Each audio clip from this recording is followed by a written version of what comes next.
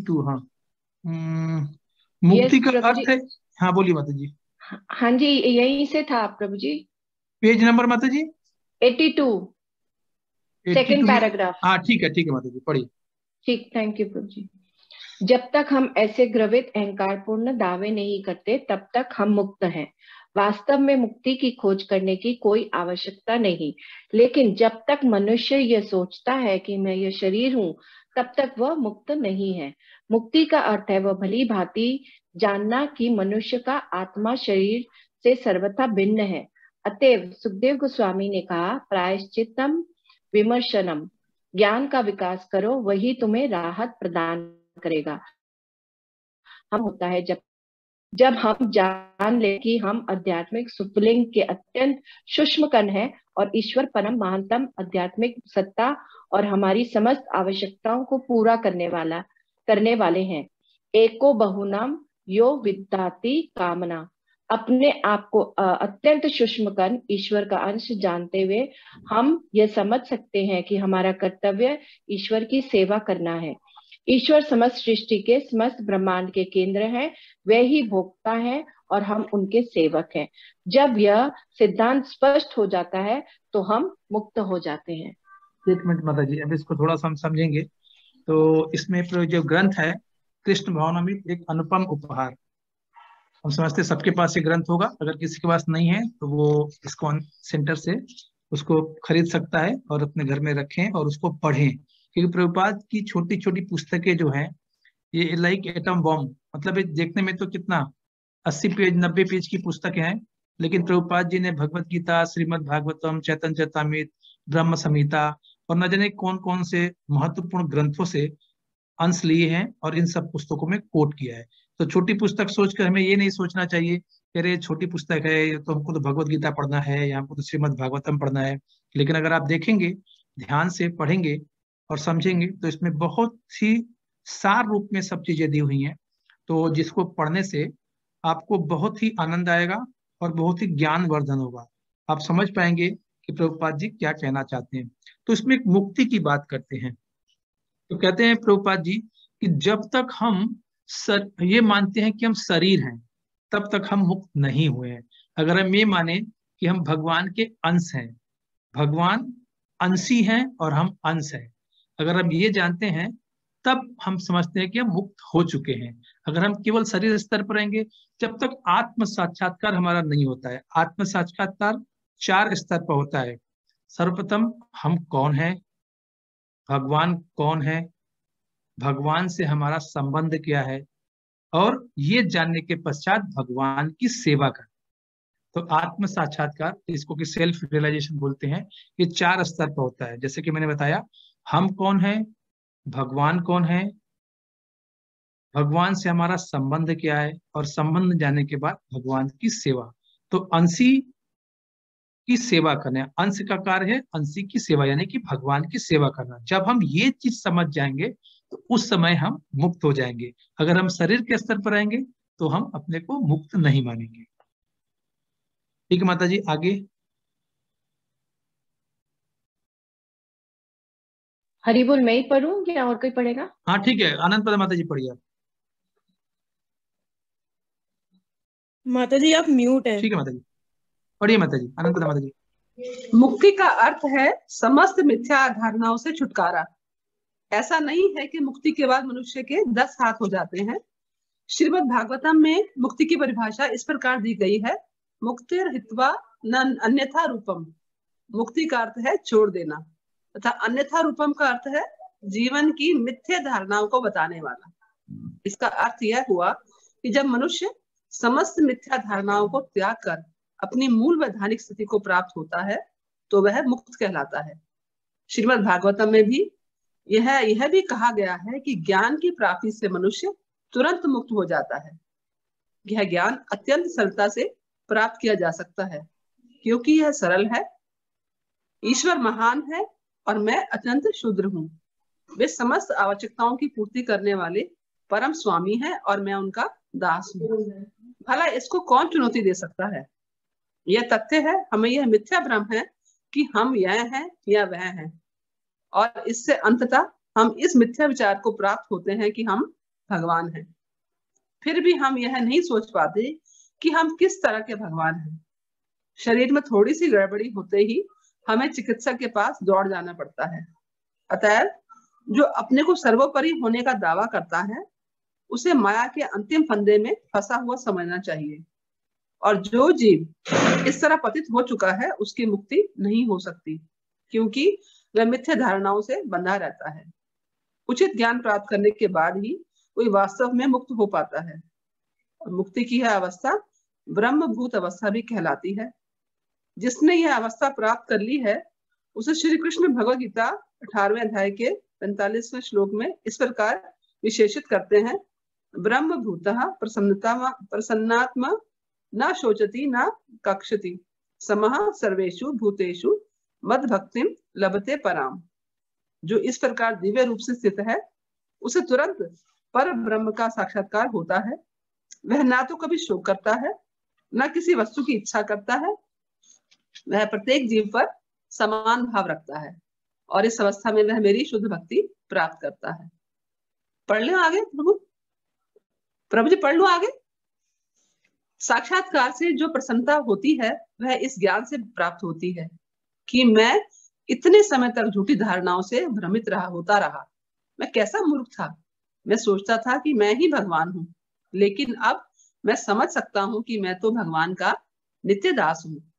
ऐसी अनुभूति प्राप्त करके मनुष्य मुक्ति प्राप्त करता है और प्रसन्न आत्मा बन जाता है, क्योंकि जीव की यही वैधानिक स्थिति है। शुद्ध चेतना होने पर मनुष्य शोक नहीं करता, क्योंकि वह जानता है कि वह एक लघु अंश है, परमेश्वर द्वारा सुरक्षित एक आध्यात्मिक स्फुलिंग है। तो फिर शोक के लिए स्थान कहाँ? एक छोटा सा बालक अपने को तब तक स्वतंत्र समझता है जब तक वह जानता है कि उसका पिता वहां है। वह सोचता है मेरे पिता पास में है, अतः मैं स्वतंत्र हूँ, मुझे कोई हानि नहीं पहुंचा सकता। इसी प्रकार जब कोई कृष्ण की शरण ग्रहण करता है तो उसे पूरा विश्वास रहता है कि वह संकट में नहीं है, क्योंकि कृष्ण उसकी रक्षा करने वाले हैं। इसी तरह जो व्यक्ति कृष्ण के शरणागत है वह शोक या कामना से ग्रस्त नहीं होता, जबकि जो ईश्वर भावना भावित नहीं है वह केवल लालसा करता है और शोक करता है। वह उसके लिए लालायित रहता है जो उसके पास नहीं है, और उसके लिए शोक करता है जो उसके पास था लेकिन अब नहीं रह गया। लेकिन ईश्वर भावना भावित व्यक्ति ऐसे दुख से प्रभावित नहीं होता। यदि कुछ विनष्ट हो जाता है तो वह जानता है कि यह ईश्वर की इच्छा है, और वह सोचता है चूंकि ईश्वर की ऐसी इच्छा थी अतः यह सब ठीक ही हुआ। वह किसी वस्तु की कामना नहीं करता, क्योंकि वह जानता है कि उसकी सारी आवश्यकताएं परम पिता कृष्ण द्वारा पूरी की जा रही हैं। ज्यों ही मनुष्य ईश्वर से अपने संबंध को समझ लेता है उसे विश्व बंधुत्व की अनुभूति होने लगती है, क्योंकि वह समझता है कि सारे मनुष्य तथा पशु निसंदेह सारे जीव ही परम पूर्ण के अंश हैं, अतः समान है। इसे देखकर मनुष्य ना तो दूसरे जीव से द्वेष करता है, ना उसका शोषण करता है, ना ही उसे कष्ट पहुंचाता है। अतः जो कृष्ण भक्त है उसमें स्वतः ही सारे गुणों का विकास हो जाता है, क्योंकि वह सही चेतना में स्थिर हुआ है। हराव भक्तस्य कुतो महद गुणा मनोरथे नास्ति धावतो बहि। जिसने कृष्ण भावनामृत का विकास कर लिया है उसमें देवताओं के समस्त उत्तम गुण प्रकट होने लगते हैं। निसंदेह यह कहा गया है, वांछा कल्प तरुभयश्च कृपा सिंधु भयावच। वैष्णव या कृष्ण भक्त दूसरों के लिए कृपा का सागर होता है। वह समाज को सबसे बड़ा उपहार प्रदान करता है, क्योंकि समाज को ईश्वर की चेतना की नितांत आवश्यकता है। एक वैष्णव महामंत्र का अमूल्य उपहार देता है, हरे कृष्ण कृष्ण कृष्ण हरे हरे, हरे राम राम राम हरे हरे। इसी के माता जी अब यहीं रुक जाइएगा थोड़ा जी। थोड़ा हाँ ठीक है माता जी, इसको हम थोड़ा समझेंगे अभी। जी प्रभु। तो इसमें प्रभुपाद जी ने एक श्लोक कोट किया है, ब्रह्म भूत प्रसन्नात्मा न सोचती न कांक्षति सम सर्वेषु भूतेषु मद भक्ति लभते पराम। इसमें इसमें प्रभुपाद जी कहते हैं कि जो इस प्रकार दिव्य रूप से स्थित है उसे तुरंत परम ब्रह्म का साक्षात्कार होता है, वह न तो कभी शोक करता है, न किसी वस्तु की इच्छा करता है। वह प्रत्येक जीव पर समान भाव रखता है और इस अवस्था में मेरी शुद्ध भक्ति को प्राप्त करता है। तो इसमें भगवान कहते हैं कि जो ब्रह्मभूत अवस्था में रहता है उसको भगवान का साक्षात्कार होता है, और जब उसको भगवान का साक्षात्कार होता है तो उसे कोई चीज की शोक नहीं होती, ना उसे किसी चीज की इच्छा या कामना होती है, और इस तरह वो सभी जीवों पर समान भाव रखता है। ठीक है। तो जब ऐसी अनुभूति होती है तो मनुष्य जो है प्रसन्न हो जाता है, क्योंकि हमारी यही स्थिति है कि हम भगवान के अंश हैं। जिसको अगर ये ज्ञान हो जाता है कि हम भगवान के अंश हैं और भगवान अंशी हैं, तो फिर वो एक तरह से अपने को समझ सकता है कि वो मुक्त है। जैसे एग्जाम्पल बहुत अच्छा दिया है प्रभुपाद जी ने, कि जब एक छोटा बालक अपने पिता या माता के साथ रहता है तो उसको किसी चीज का भय नहीं रहता। हाँ, क्योंकि उसको ये हमेशा भरोसा रहता है कि उसके माता पिता उसके साथ हैं। वो कभी भी विकट परिस्थितियों में भी कोई संकट भी आता है तो उसको ये हमेशा रहता है कि हमारे माता पिता मेरे साथ है, और वो डरता नहीं। वो निश्चंद स्वतंत्र रूप से अपने माता पिता या अपने परिवार के साथ रहता है। बट जैसे ही उस छोटे बालक का माता पिता का साथ छूटता है वो तुरंत दुखी हो जाता है और रोने लगता है। हाँ, वही स्थिति हमारी है कि हम भगवान से जब तक अपना संबंध विच्छेद किए हैं, जब तक हम अपने भगवान से संबंध नहीं जोड़े हैं, हम परेशान रहते हैं। हम मुक्त अवस्था में अपने को नहीं रहते हैं, हम शरीर की अवस्था में रहते हैं कि हम शरीर हैं, जैसे यही शरीर ही सब कुछ है। जैसे बहुत लोग कहते हैं ना कि खाओ पियो मजे करो, क्या करना है, भगवत भक्ति क्या करना है, क्योंकि उनको ज्ञान ही नहीं है, क्योंकि उनका जो लेवल है वो शरीर के स्तर पर भी सब कुछ सोचते हैं। वो भगवान से अपना संबंध नहीं बना पाते। वो भगवान को कभी कभी ऐसा तो मानते हैं ठीक है भगवान है, लेकिन भगवान से हमारा संबंध क्या है, हम कौन है, भगवान कौन है, ये प्रकृति क्या है, इस तरह की चीजों को कोरिलेट नहीं कर सकते। जैसे गुरु महाराज भी कहते हैं ना, हम भगवान को मानते हैं जानते नहीं। जब तक हम भगवान को जानेंगे नहीं, हम भगवान को अच्छी तरह से समझ नहीं पाएंगे या भगवान से अपना संबंध जोड़ नहीं पाएंगे। तो इस चीज के बारे में बताया। फिर आगे इसमें प्रभुपाद जी ने बताया कि जिसमें कृष्ण भावनामृत का विकास हो जाता है, यानी कि जो कृष्ण भावना भावित हो जाता है उसमें देवताओं के से गुण आते हैं। देवताओं में जो गुण होते हैं, वो व्यक्ति जिसने अपने कृष्ण भावनामृत का विकास कर लिया या कृष्ण भावनामृत में प्रगति कर लिया, उसमें जो गुण उत्पन्न होते हैं वो गुण देवताओं में होते हैं। और देवता, भक्ति स्वामी सिंधु में पढ़ रहा था कि देवता ऐसे पुरुष के साथ रहने की इच्छा करते हैं। जो प्रगत भक्त होता है उसमें देवताओं के से गुण आ जाते हैं। इस बात को प्रभुपाद जी ने बताया। और सबका मूल यही है कि जो वैष्णव जो है वो हमारा हमेशा कल्याण के बारे में सोचता है, और सबसे बड़ा उपहार हमें देता है कि हरे कृष्ण महामंत्र, हरे कृष्ण कृष्ण कृष्ण हरे हरे, हरे राम राम राम हरे हरे। तो ये कलयुग का महामंत्र है, और हमें सिर्फ इसी महामंत्र को जप करना है, और कोई भी मंत्र की जपने की आवश्यकता नहीं है। ये मूल मंत्र है, ये बीज मंत्र है, एक तरीके से आप कह सकते हैं। ठीक है। वैष्णवी माता जी आप पढ़ सकती हैं इसके बाद। जी प्रभु जी। इसी मंत्र के कीर्तन मात्र से मनुष्य मुक्त अवस्था में रह सकता है, लेकिन किसी को यह नहीं सोचना चाहिए कि यह केवल समाधि की दशा है जिसमें कोई पद्मासन में कई दिनों तक एक कोने में आसीन रहता है। नहीं, मुक्ति का अर्थ सेवा करना है। कोई यह नहीं कह सकता अब मैंने अपना जीवन कृष्ण को अर्पित कर दिया है, अब मुझे समाधि में बैठे रहने दो। समर्पण का मानदंड निषेवया अर्थात सेवा के द्वारा बनाए रखना है। जो ही मनुष्य परमेश्वर की सेवा करता है तो ही भगवान स्वयं उसके अंतःकरण में प्रकट होते हैं। भगवान की भक्तिमय सेवा का कार्यक्रम सुबह से शाम तक चलता है। निस्संदेह भगवत गीता में कृष्ण कहते हैं कि मनुष्य को 24 घंटे उनकी सेवा करनी चाहिए। ऐसा नहीं है कि हम 15 मिनट तक ध्यान करें और बाद में हर तरह के व्यर्थ कार्यों में लग जाए। हम जितनी ही अधिक सेवा करते हैं उतना ही हम कृष्ण के प्रति अधिक समर्पित होते जाते हैं।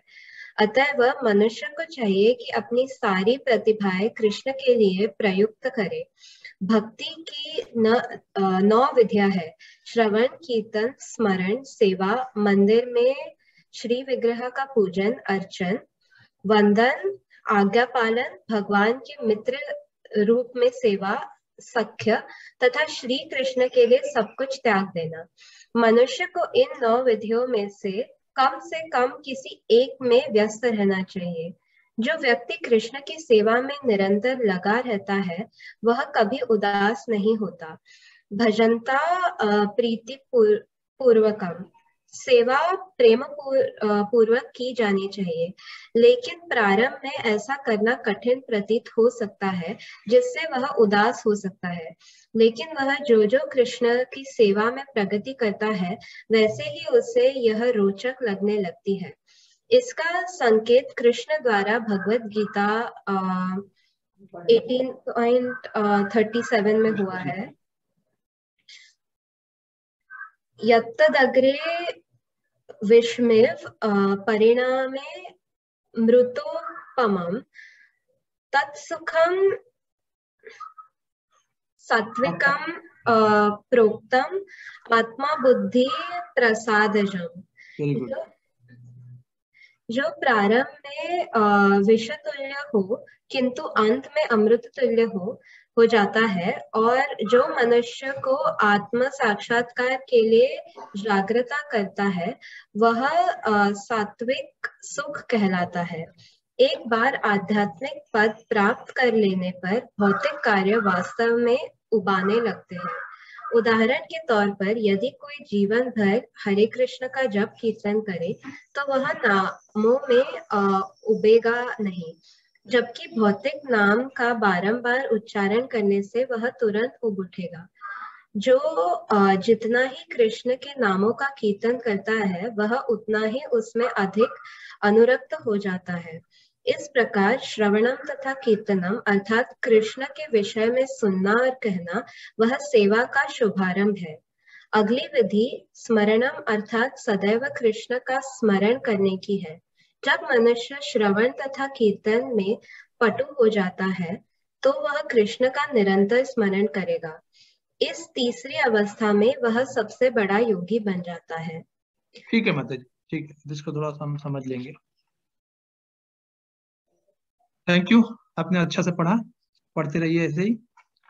तो इसमें ये बताते हैं कि जब हम हरे कृष्ण महामंत्र जप करते हैं तो किसी को ये नहीं सोचना चाहिए कि अब हम समाधि में चले जाएंगे या हम किनारे हो जाएं। अब तो हमने हरे कृष्ण महामंत्र का जप कर लिया तो अब हम समाधि में चले गए, अब हमें कोई चीज से लेना देना नहीं है। लेकिन ऐसा नहीं है। हमें इसमें देखना है कि सबसे महत्वपूर्ण है हमें सेवा, भक्ति में सेवा इज वेरी वेरी इंपॉर्टेंट। जब तक हम सेवा में उत्तरोत्तर वृद्धि करेंगे, सेवा करते रहेंगे, तब हम भक्ति में आगे बढ़ते रहेंगे। ठीक है, तो प्रभुपाद कहते हैं अगर आप मिनट हर महामंत्र जप बाकी समय में आप व्यर्थ की और अपना समय को नष्ट किया तो ऐसा नहीं करना है। ऐसा करने के लिए उन्होंने मना किया प्रभुपाद जी ने। तो हम जितनी अधिक सेवा करते हैं उतना अधिक हमारा समर्पण भगवान कृष्ण के प्रति होगा। तो हमें सेवा को निरंतर बनाए रखना पड़ेगा अगर हमें भक्ति में प्रगति करनी पड़ेगी, मतलब भक्ति में प्रगति करनी है। तो उसमें और आगे बताते हैं कि हमें मनुष्य को अपनी सारी प्रतिभाएं कृष्ण के लिए प्रयुक्त करनी चाहिए। भक्ति की 9 विधियां हैं, 9 विधा भक्ति जिसको बोलते हैं, श्रवणम, कीर्तनम, विष्णु स्मरणम, अर्चनम, वंदनम, दास्यम, साख्यम, आत्मनिवेदन। प्रभुपाद जी कहते हैं इसमें 9 में से कोई एक भी विधि चुन करके अपनी भक्ति को आगे बढ़ा सकता है। अगर वो चाहे 2, 3, 4 या 9 को लेकर के चल सकता है, लेकिन कोई भी एक लेकर के शुरुआत में करता है उसमें भी कोई दिक्कत नहीं है। कोई भी एक विधि, और शुरू में सबसे इंपॉर्टेंट बताया गया है श्रवण और कीर्तन। जब हम हरे कृष्ण महामंत्र का जप करते हैं तो हम क्या करते हैं, हम 2 चीजें करते हैं। जब हम बोलते हैं तो हम कीर्तन करते हैं और जब सुनते हैं तो श्रवण करते हैं। तो 9 विधा भक्ति की 2 विधियां का इसमें पालन हो जाता है, श्रवण और कीर्तन। तो जो व्यक्ति कृष्ण की सेवा में निरंतर लगा रहता है वो कभी उदास नहीं होता। भजताम प्रीति पूर्वकम, जो भगवान के नाम का भजन करता रहता है वो कभी भी दुखी नहीं होता, कभी भी उदास नहीं होता है। और हमें जो सेवा प्रेम पूर्वक ही करनी चाहिए। हाँ, लेकिन इसमें ऐसा होता है कि प्रारंभ में जब कोई हरे कृष्ण महामंत्र जप करे या कोई भक्ति करे तो उसको थोड़ा कठिन लग सकता है। लेकिन प्रभुपाद जी एक श्लोक कोट करते हैं, भगवत गीता के 18वें अध्याय का 37वां श्लोक, यद ग्रहे विषम यद यद दग्रे विषमिव परिणामे अमृतोपमम तत्सुखम सात्विकम प्रोक्तम आत्मबुद्धि प्रसादजम। जो प्रारंभ में विष तुल्य हो किंतु अंत में अमृत तुल्य हो जाता है, और जो मनुष्य को आत्मा साक्षात्कार के लिए जागृत करता है वह सात्विक सुख कहलाता है। तो हमें शुरू में ऐसा लग सकता है, जैसा हम भक्ति करते हैं तो शुरू में लग सकता है कि ये तो अच्छा नहीं है, लेकिन बाद में अगर हम ये करते करते ये अमृत तुल्य हो जाता है और हमें आत्म साक्षात्कार के लिए जागृत करता है। जैसे कि मैंने बताया कि आत्मा साक्षात्कार के 4 स्तर हैं। हम कौन है, हमारी स्थिति क्या है, यानी भगवान कौन है, भगवान से हमारा संबंध क्या है, और ये संबंध जाने के बाद भगवान की सेवा करनी। ठीक है, तो इसमें एक और है कि जब हम भगवान का नाम का जप निरंतर करते हैं तो हमें इसमें कोई भी बोरिंग चीजें नहीं लगती। आप जब भगवान का नाम लेंगे और सतत लेंगे तो आपको कभी भी ये बोरिंग नहीं लगेगी। आप करके भी देख लीजिए, कोई गाने को या कोई चीज को आप जो कि मेटलिस्टिक है, जो कि भगवान का नाम नहीं है, अगर आप उसका बार बार बोलेंगे या किसी फिल्मी गाने को आप कई बार सुनेंगे तो आप बोर हो जाएंगे, फिर उसको बंद कर देंगे। लेकिन हरे कृष्ण महामंत्र के साथ ऐसा नहीं है। जब हरे कृष्ण महामंत्र को आप जप करेंगे तो ये आपको और जप करने के लिए प्रेरित करेगा और कभी भी बोरिंग नहीं लगेगा। तो ये भगवान के नाम का महत्व है, क्योंकि भगवान ने अपने नाम, अपनी शक्ति पूरी अपने नामों में भर दी। तो भगवान और भगवान के नाम में कोई अंतर नहीं है। इससे हम इस चीजों को समझ सकते हैं। और आगे बोलते हैं प्रभुपाद जी, कृष्ण भावनामृत में की गई प्रगति कभी विनष्ट नहीं होती। ये सॉरी, ये हमने भी पढ़ा नहीं ना, सॉरी। हाँ ठीक है, इसके बाद अभी कौन पढ़ेगा? भूमिका माता जी आप पढ़िए। जी प्रभु जी। प्रभु जी किस पैराग्राफ से पढ़ना है? ये आप कृष्ण पढ़ नहीं रही थी, भावनामृत इसका मतलब आप पढ़ नहीं रही थी, इसका मतलब? नहीं प्रभु जी, अभी पानी पीने लगी थी। हाँ ठीक है, आपको पढ़ना है कृष्ण भावनामृत में की गई प्रगति, पेज नंबर 87। जी। कृष्ण भावनामृत में की गई प्रगति कभी विनिष्ट नहीं होती। भौतिक जगत में यदि कोई एक फैक्ट्री बनवाना प्रारंभ करे किंतु उसे पूरा ना करा पाए तो वह फैक्ट्री समस्त दृष्टिकोणों से व्यर्थ रहती है। यदि निर्माण कार्य बंद किया जाए और इमारत अधूरी रह जाए तो जो भी धन उसमें लगाया गया है वह व्यर्थ हो जाता है। किंतु कृष्ण भावनामृत में ऐसा नहीं होता, क्योंकि यदि कोई पूर्ण अवस्था को नहीं भी प्राप्त कर पाता तो वह जो कुछ भी किए रहता है वह उसकी स्थायी निधि बन जाती है और अपने अगले जीवन में वह वहीं से आगे प्रारंभ कर सकता है। कृष्ण भी भगवत गीता 2.40 में इसकी पुष्टि करते हैं कि जो मनुष्य कृष्ण भावनामृत प्रारंभ करता है वह कुछ भी नहीं खोता। नेहाभिक्र मनासोसित। मैं पढ़ रहा हूँ। नेहा विक्रम नासो अस्ति प्रत्यवायो न विद्यते स्वल्पमस्य धर्मस्य त्रायते महतो भयात्। ठीक है, इस प्रयास में ना तो कोई हानि है न क्षय, और इस मार्ग पर की गई स्वल्प प्रगति भी मनुष्य की सबसे भयानक भय से रक्षा कर सकती है। ठीक है माता जी, रुक जाइए, इसको थोड़ा समझ लेंगे। बहुत इंपॉर्टेंट श्लोक है ये, भगवत गीता के दूसरे अध्याय का 40वां श्लोक। नेहा विक्रम नासो अस्ति प्रत्यवायो न विद्यते स्वल्पमस्य धर्मस्य त्रायते महतो भयात्। पाद जी कहते हैं कि अगर हम कृष्ण भावनामृत में थोड़ी भी प्रगति करते हैं तो ये कभी भी ये विनष्ट नहीं होती। जैसे कि इसको ऐसे समझ सकते, कोई व्यक्ति एक मकान बना रहा है, ठीक है, और किन्हीं कारणों से फैक्ट्री या मकान कुछ भी बना रहा है और किन्हीं कारणों से रुक गई वो, तो उसमें उसके बहुत से पैसे लगे हैं, वो सारे वेस्ट हो गए क्योंकि वो बिल्डिंग पूरी हुई नहीं, केवल फाउंडेशन हुआ या बेसमेंट हुआ, उसके बाद किन्हीं कारणों से वो रुक गई, तो उसका पैसा उसमें इन्वेस्ट हो गया, तो उसके लिए वो बेकार हो गया। या इसको ऐसे समझिए, कोई बच्चा है अगर क्लास 5th में पढ़ता है और वो फेल हो गया तो उसको फिर 1 साल उसमें पढ़ना पड़ेगा।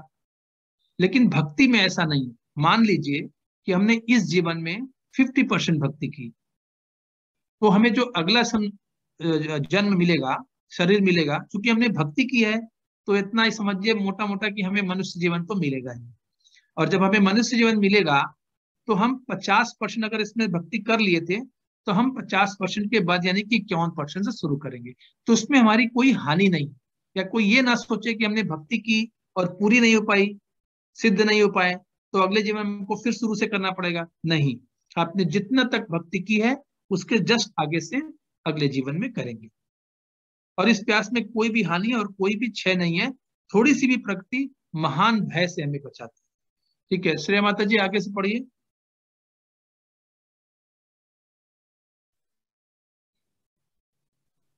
प्रभु जी।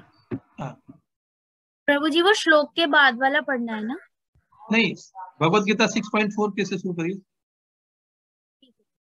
भगवत गीता 6.40 के छठे अध्याय में जब अर्जुन असफल योगी के भाग्य के विषय में पूछता है तो श्री कृष्ण उत्तर देते हैं, पार्थ न वह न मुत्र विनाश तस्य विद्यते, न ही कल्याण कृत की सिद्ध दुर्गतिम तात गच्छति।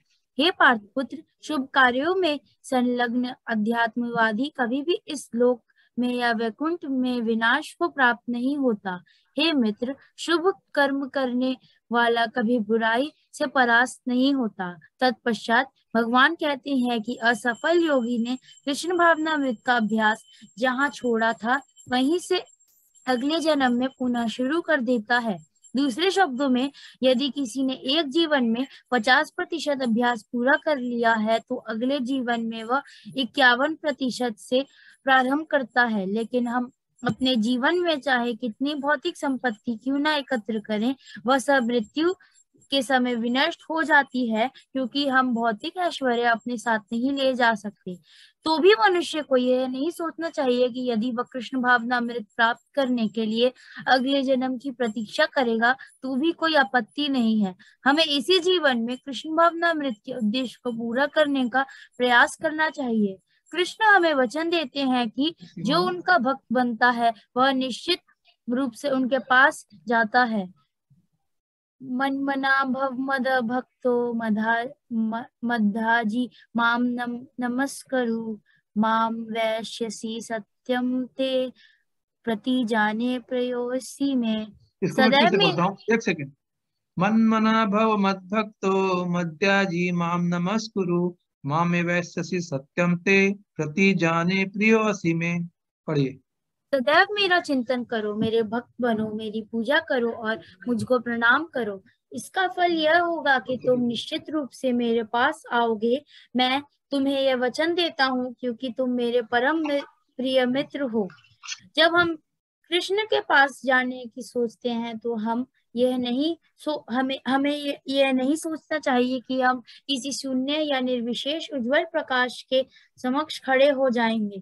कृष्ण अर्थात भगवान एक व्यक्ति है, जिस प्रकार हम सब भी व्यक्ति हैं। भौतिक दृष्टि से हम समझ सकते हैं कि हमारे पिता एक व्यक्ति हैं और उनके पिता भी व्यक्ति हैं और उनके पिता के पिता भी व्यक्ति हैं, और इस तरह परम पिता तक पहुंचे तो वे भी व्यक्ति ही होंगे। इसे समझना कठिन है, और यह ध्यान देने की बात है कि भगवान को न केवल वेदों में अपितु बाइबल, कुरान तथा अन्य शास्त्रों में भी परम पिता कहा गया है। वेदांत सूत्र भी पुष्टि करता है कि परम सत्य आदि पिता है, जिनसे प्रत्येक वस्तु जन्मी या उद्भूत हुई है। उसकी पुष्टि वेदों से भी होती है। नित्यो नित्यानाम चेतन श्वेतनानम एको बहुनाम यो विद्धति कामन। भगवान नित्यों में परम नित्य और समस्त जीवों में सर्वोपरि व्यक्ति हैं। वे सबका पालन कर रहे हैं। समस्त जीवों द्वारा प्रदर्शित इच्छाएं तथा जीवन के लक्षण परमपिता की इच्छाओं तथा जीवन लक्षणों के प्रतिबिंब मात्र है। दूसरे शब्दों में, हमारी इच्छाएं इसलिए जन्मी क्योंकि उनमें इच्छाएं हैं। चूंकि हम ईश्वर के अंश रूप हैं, अतएव हमें ईश्वर की सारी प्रवृत्तियां अल्प मात्र में पाई जाती हैं। जो काम प्रदर्शन तथा विषय जीवन हमें भौतिक जगत में दिखते हैं, वे आध्यात्मिक जगत में प्राप्य प्रेम के विकृत प्रतिबिंब हैं। यह संसार भौतिक है क्योंकि इसमें ईश्वर को भुला दिया गया है, लेकिन एक बार उनका स्मरण करते ही संसार तुरंत आध्यात्मिक बन जाता है। दूसरे शब्दों में आध्यात्मिक जगत वह स्थान है जहाँ कृष्ण को बुलाया नहीं जाता। आध्यात्मिक जगत की यही परिभाषा वैदिक साहित्य में भी मिलती है। अतएव हमें अपनी जीवन को इस प्रकार योजनाबद्ध करना चाहिए कि हम क्षण भर भी कृष्ण को भूल ना सकें। इस तरह कृष्ण की सेवा में लगे रहकर हम सदैव वैकुंठ तथा कृष्ण के धाम वृंदावन में रहेंगे। ठीक है, हरे कृष्णा। तो थैंक यू श्रेया माता जी, आपने बहुत अच्छे से पढ़ा, श्लोक का भी आपने रिसाइट करने के प्रयास किया। Thank you very much for that. तो इसमें जैसे कि मैं बता रहा था, नेहा विक्रम नासोस्ती वाला श्लोक 2.40 भगवत गीता का, इसमें आगे उसमें भागवतम से कोट करके बताया प्रभुपाद जी ने कि एक सेकेंड,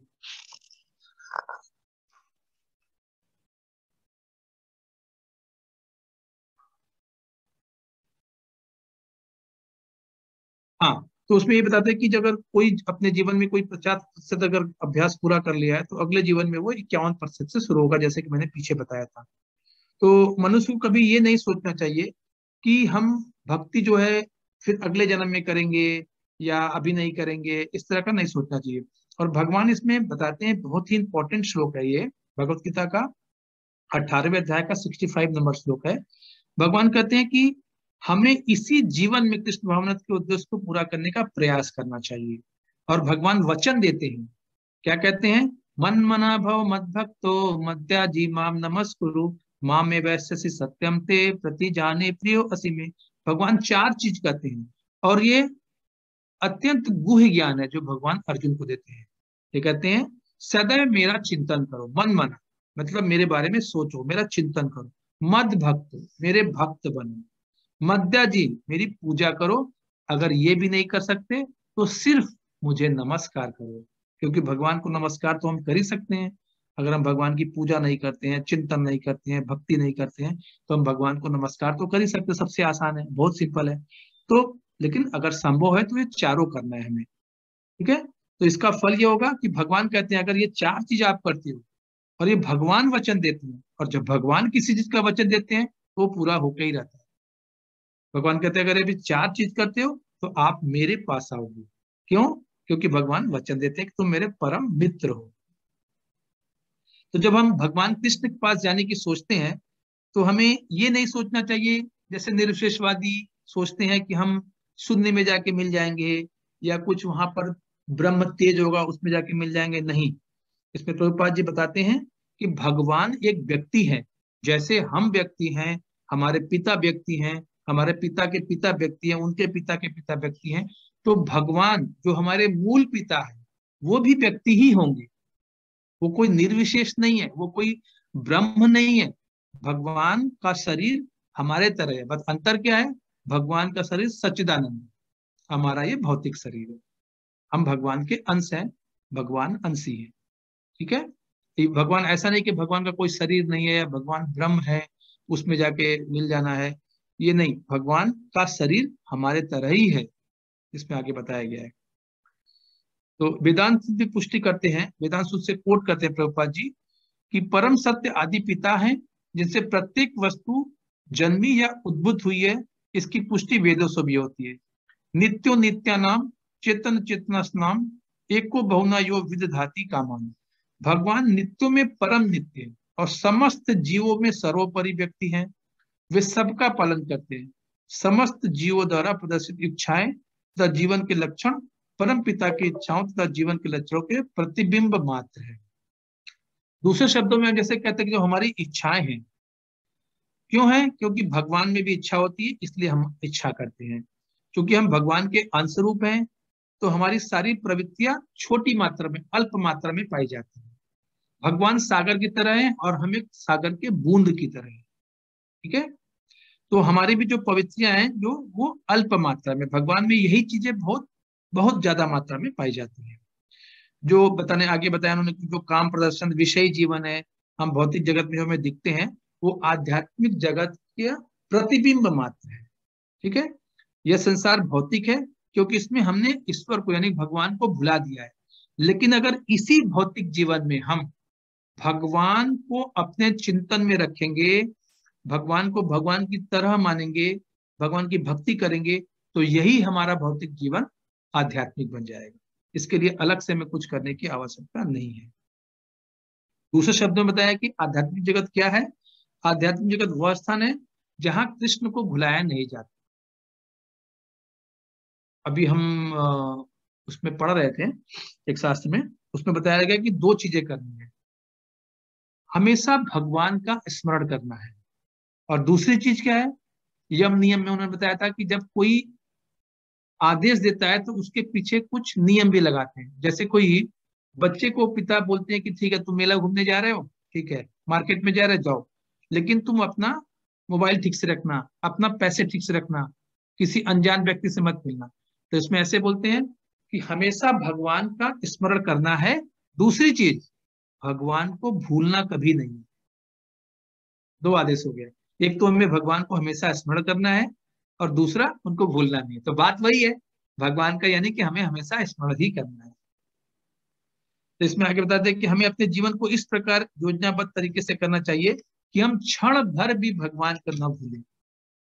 ये थोड़ा भक्ति की उच्चतम अवस्था है, लेकिन हम प्रयास के द्वारा इसको पा सकते हैं। तो हमें ऐसा ही करना है कि भगवान का कभी हमें विस्मरण ना हो, और हमेशा भगवान को हम याद रखें। आगे पढ़ेंगे। कौन पढ़ेगा अभी? हरे कृष्णा, कीर्ति ठाकुर। हरे कृष्णा माता जी, या सीमा माता जी आप पढ़ सकती हैं? प्रभु जी मैं रीड करूं? हाँ कर लीजिए, पढ़िए।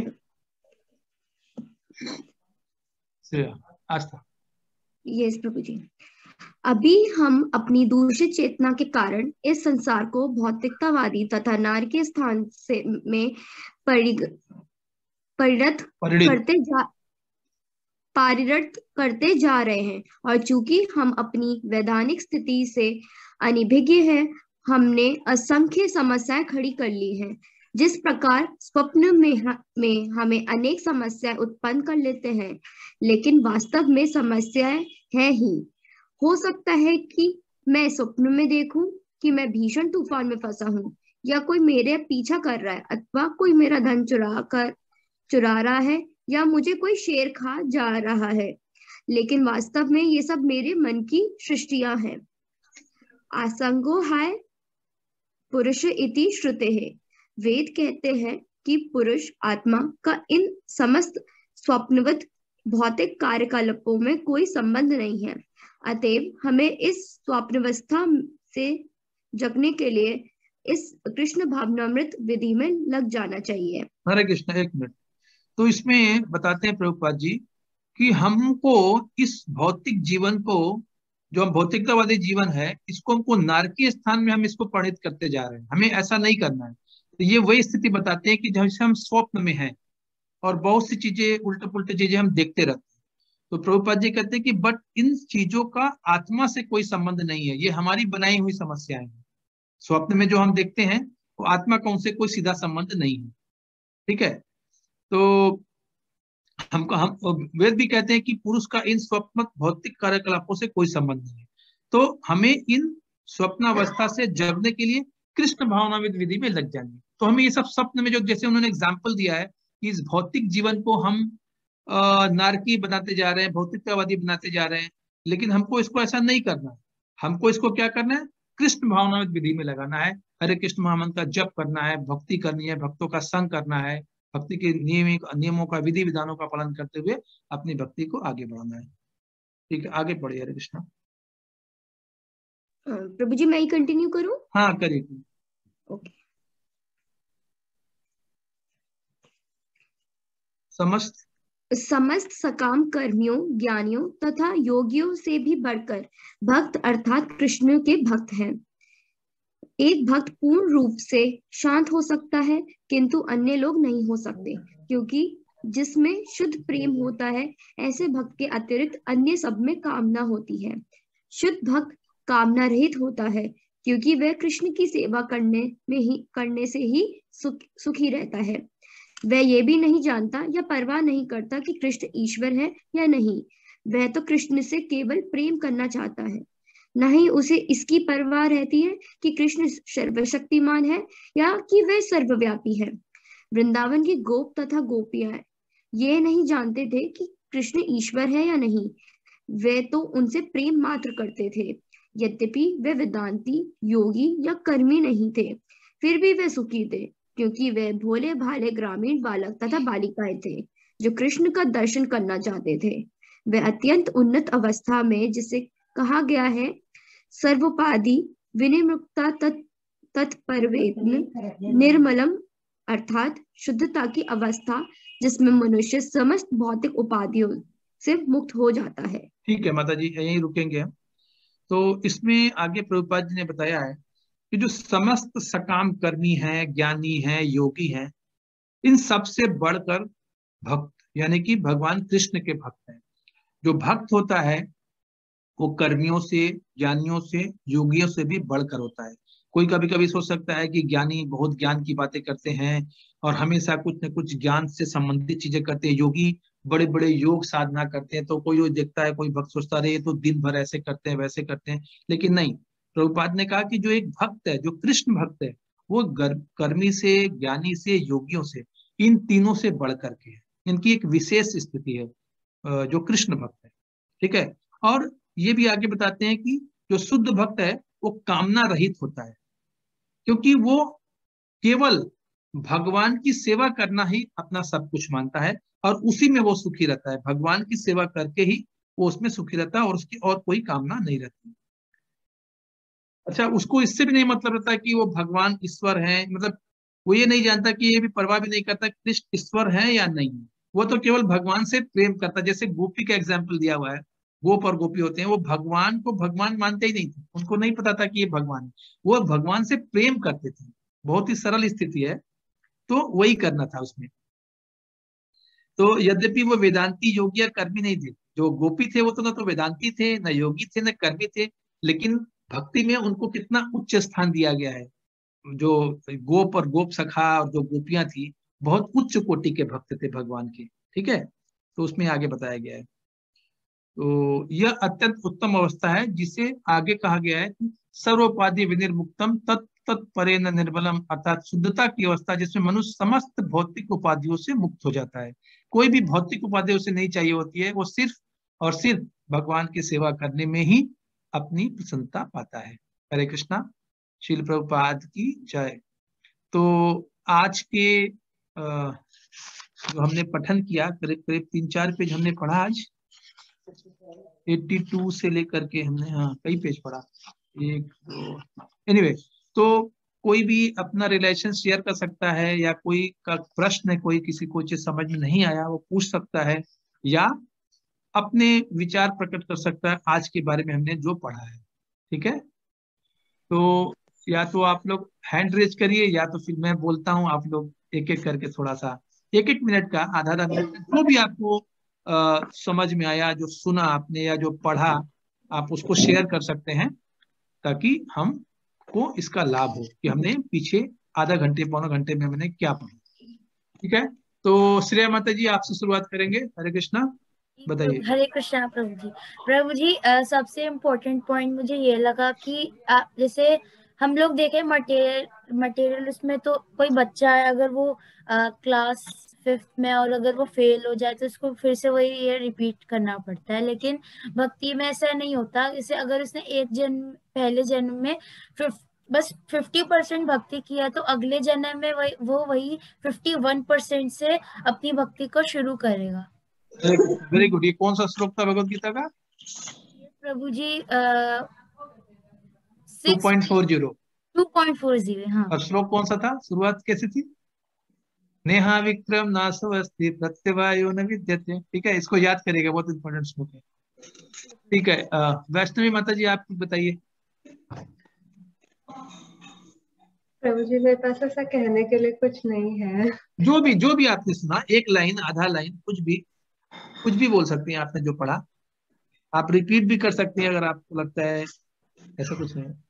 मुझे ये एक चीज आप जो कह रहे थे कि भौतिक जीवन में जो समस्याएं है वो स्वप्न के समान है। मतलब जब जैसे आध्यात्मिकता में जब जागृत होते हैं तो वो मतलब भूल जाते हैं, ऐसा वो मुझे इम्पोर्टेंट लगा।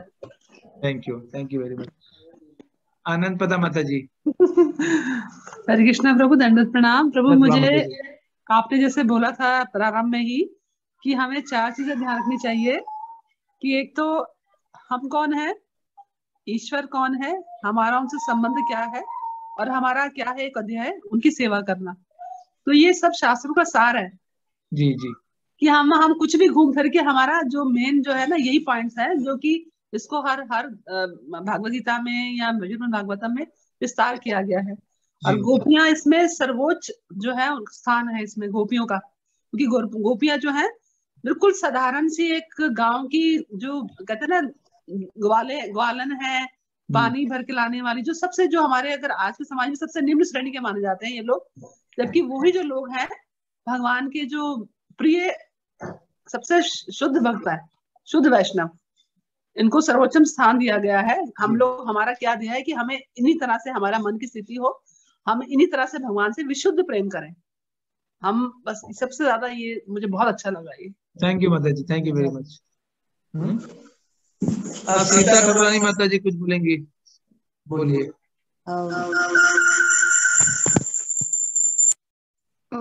प्रभु जी आप अपना माइक म्यूट कर लीजिए, वो एको हो रहा हाँ है। ठीक है।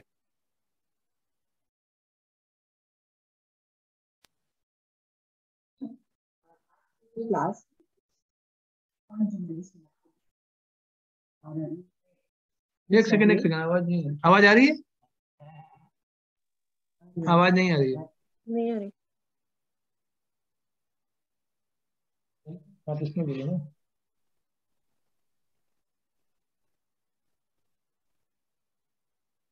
बोलो। हरे कृष्ण।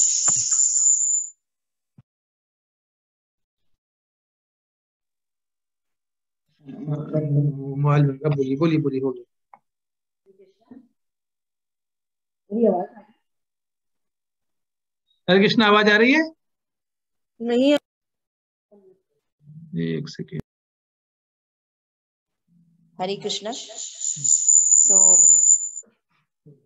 आज का जो क्लास था उसमें मुझे ये पॉइंट बहुत अच्छा लगा कि जनरली जो लोग होते हैं वो मुक्ति की तलाश में रहते हैं, लिबरेशन, कि भगवान मुझे दुखों से छुटकारा मिल जाए।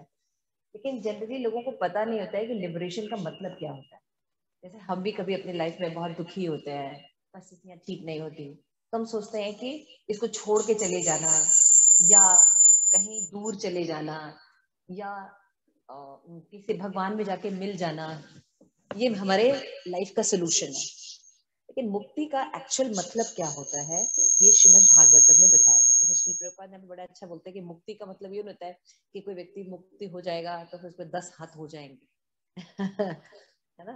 बल्कि मुक्ति का क्या मतलब होता है, अपने स्वरूप में स्थित होना।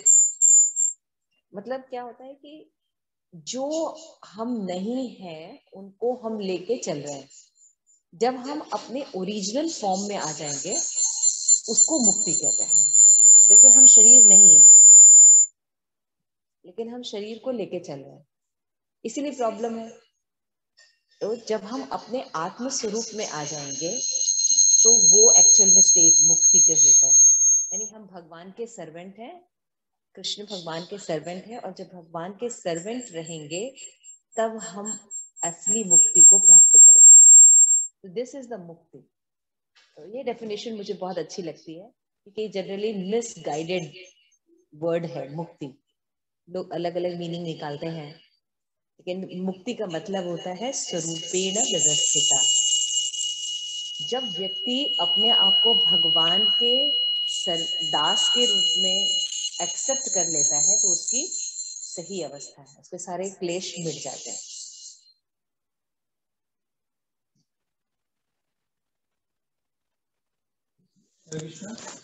Thank you.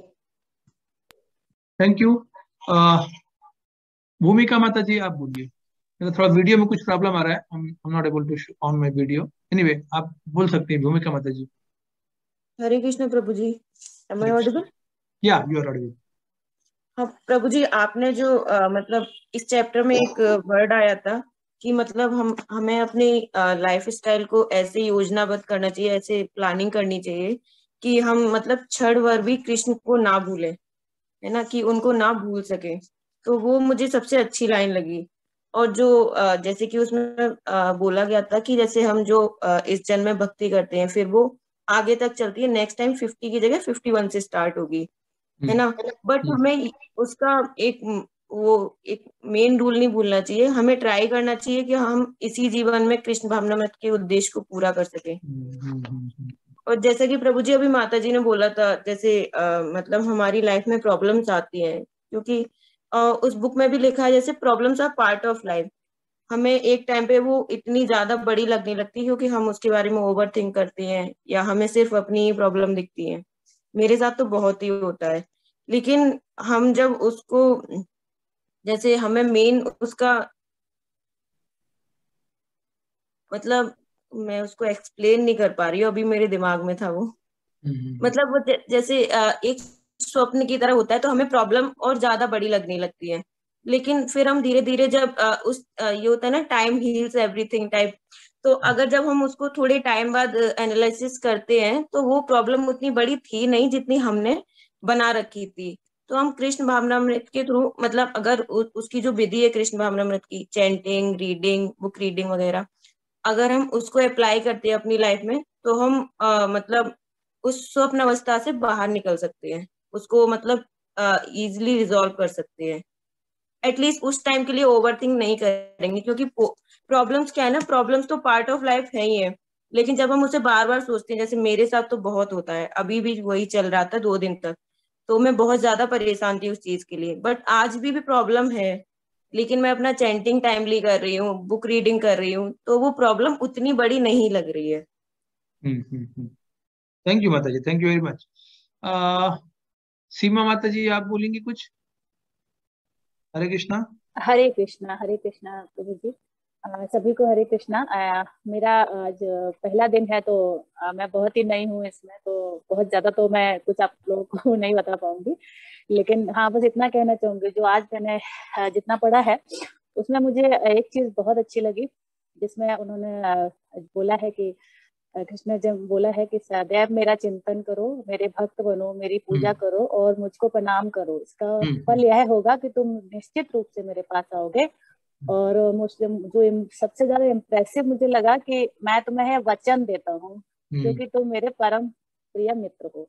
मतलब आज की डेट में नॉर्मल अगर कोई अपना परिचित है, वो भी अगर प्रॉमिस करता है तो हम विश्वास कर लेते हैं उसके ऊपर, और वो तो परम शक्ति है। अगर वो वचन कर रहे हैं तो अनडाउटली वो हमारे पास ही होंगे, अगर हम उनका चिंतन करेंगे। वेरी नाइस माता जी, बहुत सुंदर आपने पॉइंट इसमें पिक किया। तो आप क्लास में आते रहिए माता जी, ऐसा ही प्रभुपाद जी के मोती ग्रंथों से आपको मिलते रहेंगे और आपको बहुत अच्छा लगेगा भक्तों के संग में।